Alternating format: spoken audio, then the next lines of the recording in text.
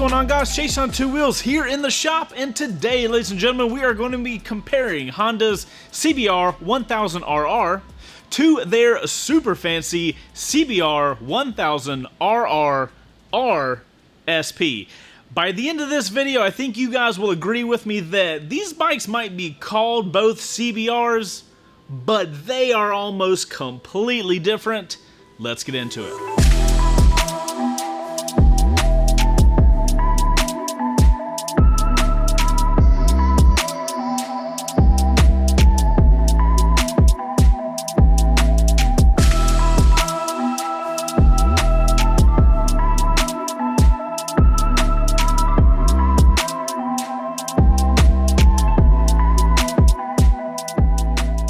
First things before we get into this, guys, I gotta get something out there. Yes, we are doing this video here in the shop.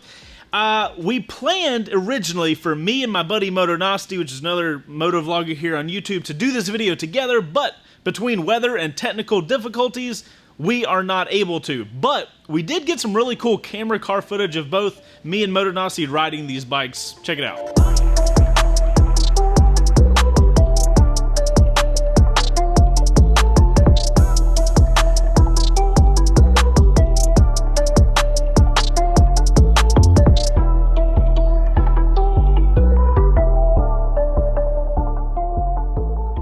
So, as you guys can see, we got some really cool footage of the bikes, but unfortunately, I'm going to have to do this video here in the shop because we just got to get it done at this point. So, if you guys could do us a favor, drop us a like on the video for getting things done and getting this video out to you guys. So, before we get into the video, you might be asking yourself, Chase, how do you feel qualified to do a review of two motorcycles? Well, if you guys haven't seen them, we have done first rides on both of these motorcycles. We will have links down below if you guys want to watch those videos specifically, but I say that to let you guys know I have spent seat time on both of these motorcycles, so the stuff I'm going to be telling you, while it is also fact, some of it is from my experience. But with that being said, let's get into the video.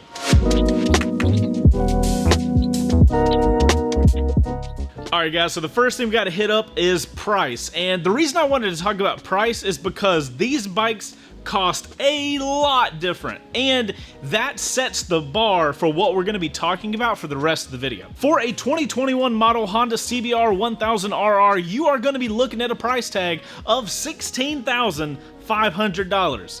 That's not cheap, but it's about middle of the ground for that style of motorcycle.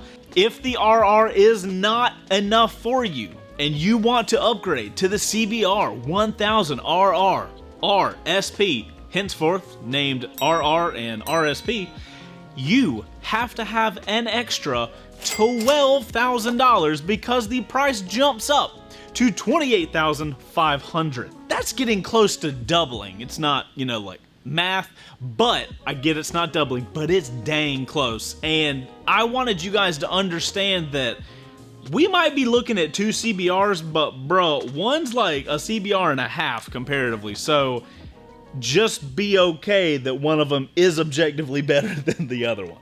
Okay, moving on. Alright guys, so let's get the objective stuff out of the way. Personally, I think the RSP looks way cooler than the RR. Now, I will say the RR looks very much like all the other CBRs that Honda makes. And this is one of those weird problems that I have with the SP being called a CBR. I totally understand, you know, Honda's race models are called CBRs. That's just how things are done. But this bike looks so much different. I feel like it doesn't fit in line with what the CBR is. Alright guys, next up, let's talk about the ergo differences between these two motorcycles. Now, I gotta tell you guys, the RR is a very typical super sport. You're leaned over up top, you got your legs tucked in. But, comparatively to the SP model, in the SP model, you guys know I've done first rides before, I've ridden a ton of motorcycles. I don't think I've ever been shocked when I got on a motorcycle before like I was with the RSP. My upper half was very extended forward. My lower half was even more tucked up than I'm even used to on a super sport. And at first, it's a pretty uncomfortable riding position until you start going. Once you start going on the RSP, all this like stretched outness and tucked upness, everything makes sense. You are in a fighter jet position on a fighter jet. Everything feels good once you start leaning the bike and throttling and feeling how the bike reacts to everything. The ergos are very weird, but everything's totally cool and makes sense once you get on that SP. As far as preferences wise, I think on the daily, I would probably prefer the RR, but if I was doing any sort of technical riding, the SP model is my preference without a shadow of a doubt. I actually really enjoyed that position once I started getting on that motorcycle. Alright guys, speaking of ergos, let's talk about the seat height real quick, even though they are almost identical on these bikes. The RR seat height is 32.3, where the SP's model is only slightly taller with a 32.6 inch seat height. So basically the same. Now, let's talk about weight real quick, which is something that I was really surprised about when I was looking up this information. So, I would have thought the more race-oriented RSP model would probably be lighter, right? That makes sense? Well, that's wrong. So, the RSP actually weighs 443 pounds wet, while the RR model only weighs 428 pounds. Now, I'm not really exactly sure what's causing that weight difference, but that was just something I was surprised with. Now, I do have to say, while riding these motorcycles, the weight is going to be less of a factor of how the bike feels than the crazy different ergonomics of each motorcycle. So I don't think one bike's going to necessarily feel way lighter than the other just because of such a different body position between the RR and the SP. So, information to have. Alright, so next up, let's talk about the frame real quick. Not a ton to say about this here, but the RSP actually has a slightly modified frame from the RR. It has 2mm thick frame walls in certain sections. So what this is supposed to do is give the frame more rigidity, which makes the bike feel more stable on a harder riding situation like on a track. Us regular people are probably never really going to feel that. You have to probably be pushing this motorcycle really hard to actually feel that difference. But it is a difference, and I did want to make sure I told you guys that. Alright guys, so next up, let's get into a subject where we can really start understanding where some of that money is going when you're upgrading to the SP model, and that is the suspension. So the RR comes with a factory Showa suspension. It is adjustable, and after riding it on my first ride video, it's nothing you're gonna like call home about. It was not a absolutely phenomenal suspension, but I didn't really have a problem with it. Where all that changes is when I rode the SP model. Now, I've told you guys before, I'm not an advanced enough rider to really give you the ins and out details of what suspension feels like versus this one. When I ride a motorcycle that has a very bad suspension, I know it. And when I ride a motorcycle that has a phenomenal suspension, I can actually feel that, and that was the situation that I was on when I was on the SP model. So the RSP is going to come equipped with the Öhlins 2nd generation Smart EC suspension and a ProLink single shock, which is a lot of fancy words to basically say the bike handles like a dream. I still remember when I leaned the bike over after I had gotten off the highway, and the second that that bike leaned over, there was just some sort of magic happening that I wanted to be teleported directly in that moment to a track day to be able to really appreciate what this motorcycle was. I cannot even vocalize the nuances that suspension feels like, but it was probably in my top 3 suspensions I've ever felt on a motorcycle, at least that I've ridden. Actually, I want to make a note. I said in my script, this is the best suspension I've ever ridden on. So there's that. Alright guys, so we're starting to see where all this money is going if you upgrade to the SP model, and let's continue down that path and let's talk about the engine. So the RR and the SP both have the same engine.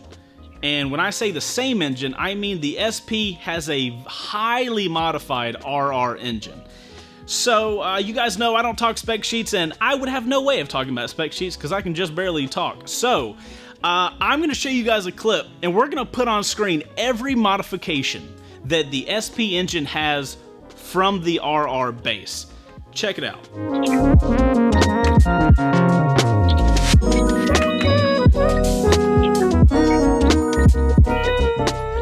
Okay, so hopefully you guys got all of that information for all the modifications. So how cool is it that you can buy a motorcycle that actually has MotoGP motorcycle parts actually used on it? I think that's pretty awesome. So what do all these modifications mean? The engine is stronger and lighter, which means it can rev faster. At the end of the day, when you're riding the motorcycle, that's really what you're gonna see. You're gonna see that added rev range at the top of the revs where you're gonna have more power in every single gear. You can very much feel this while riding this motorcycle, especially if you ride the RR model right afterwards. Actually, don't do like I did. Don't ever ride the SP model, then the RR model. For the love of God, ride the RR so you can actually appreciate it as a motorcycle, and then ride the SP. Because if you do it in the backwards order, the RR is going to feel like a really pathetic motorcycle. No offense to RR owners, just saying. Alright guys, so moving on, let's talk about the exhaust differences on these motorcycles, which they really cannot be any more different. The RR is going to come with the very standard Super Sport exhaust that we all know and hate. It's going to be very compliant with emission standards, it's going to look like crap, and it's going to sound super meh.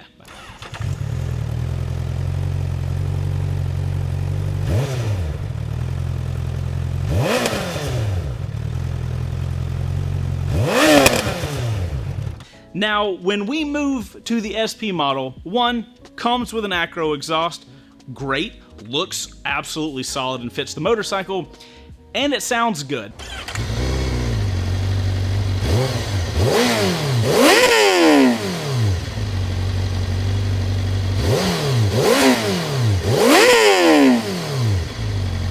It goes even farther than that because this is one of those motorcycles that when you get on it, a valve opens or something, check out the difference of what the bike sounds like, and then when the bike is going and you're like pushing it, listen to the valve change. Hold on, you guys hear that? Oh my god, it's 6,000 RPMs, there's some weird... So, insert science here, that happens, and it makes you feel so cool while you're riding this motorcycle that you're just all chilling, everything sounds cool. Give it a handful of throttle, and then it's like, oh, I brought the monster outside the chest. I love this stuff. So, whatever Honda did with the SP model, solid job. It's so cool. So yeah, exhaust-wise, ain't even close. Alright guys, one of the final things I wanted to talk about was the screen. So on the RR, I'm happy that the screen is color and they give you a ton of adjustability and a ton of information. My problem is the screen is very tiny. It's kind of hard to see because it's kind of tucked into the front of the motorcycle. And with it being so small and it trying to give you all of that information, it is a little clustered. And if you rode the motorcycle for a period of time, you'd learn where all the information is. It wouldn't be that bad. If we move over to the SP model, we have a bigger screen, it's still colored, and the information is given to you in a much cleaner and nicer way. I highly prefer the SP's screen. Obviously, it's bigger and clearer.